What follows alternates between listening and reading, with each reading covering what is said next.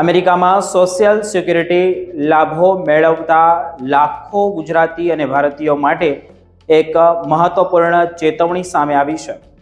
નિષ્ણાતોનું એવું કહેવું છે કે સોશિયલ સિક્યુરિટીના નિયમો દરેક વ્યક્તિ માટે એક સરખા નથી હોતા। વ્યક્તિ કયા વર્ષે જન્મી છે તેમના આધારે કુલ રિટાયરમેન્ટ એજ ક્લેમ કરવાની પદ્ધતિ અને કમાણીની મર્યાદા અને અન્ય ઘણા નિયમો બદલાઈ જાય છે।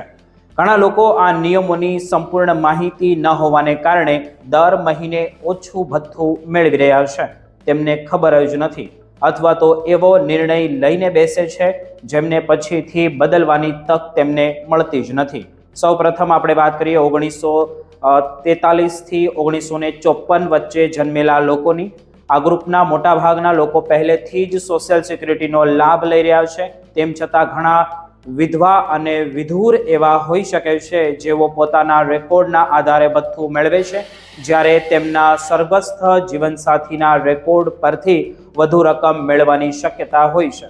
નિષ્ણાતો સલાહ આપે છે કે જો અગાઉ બંને વિકલ્પોની સરખામણી ન કરવી હોય તો સોશિયલ સિક્યુરિટી ઓફિસમાં સંપર્ક કરીને તેની તપાસ કરવી જોઈએ।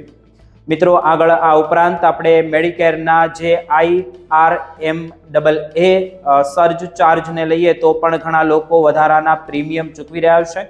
અને જો ભૂતકાળમાં આવક વધુ હતી પરંતુ હાલમાં આવકમાં ઘટાડો થયો હોય તો SSA 44 ફોર્મ દ્વારા અપીલ કરીને રાહત મેળવી શકાય છે, તે શક્ય બને છે। હવે આપણે વાત કરીએ 1955 થી 1959 વચ્ચે જન્મેલા લોકોની। આ ગ્રુપ માટે કુલ રિટાયરમેન્ટ એજ દર વર્ષે પ્રમાણે અલગ હોય છે। 1955માં જન્મેલા લોકો માટે FRA 66 વર્ષ અને 2 મહિના છે, જ્યારે 1959માં જન્મેલા લોકો માટે 66 વર્ષ અને 10 મહિના છે। નિષ્ણાતો જણાવે છે કે જો કોઈ વ્યક્તિ 62 વર્ષની ઉંમરે સોશિયલ સિક્યુરિટી શરૂ કરે છે તો તેને જીવનભર માટે લગભગ 25% કરતાં વધુ ઘટાડો સહન કરવો પડી શકે છે।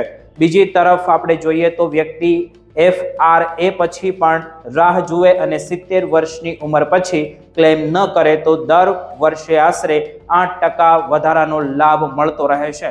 આ ઉપરાંત અર્નિંગ સ્ટેટનો નિયમ એ પણ મહત્વનો છે કે જો વ્યક્તિ સોશિયલ સિક્યુરિટી સાથે નોકરી ચાલુ રાખે છે અને નક્કી કરેલી મર્યાદા કરતાં વધુ કમાણી કરે છે તો SSA કેટલીક રકમ અસ્થાયી રીતે રોકી શકે છે।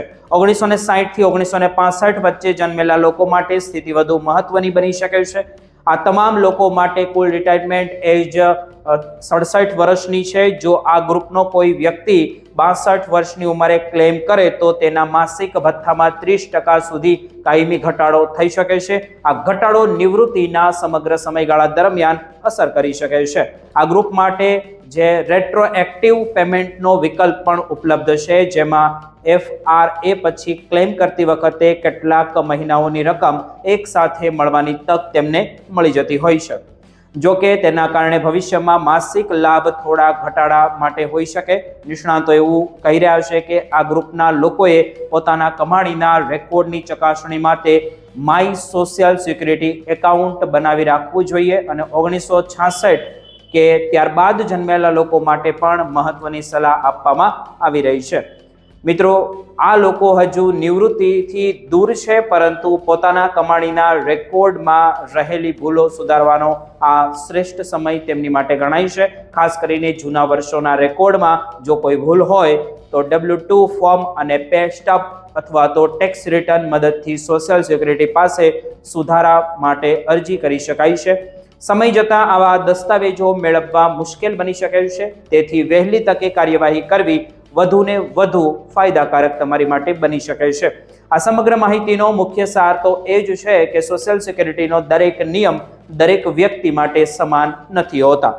તમામ જન્મના જે વર્ષ મુજબના નિયમો સમજવા, તમામ લાભોની સમીક્ષા કરવા માટે અને કમાણીના રેકોર્ડની તપાસ કરવા જેવી બાબતો ભવિષ્યમાં હજારો ડોલરના લાભ કે નુકસાન વચ્ચે તફાવત તમારી માટે તે ઊભો કરી શકે છે।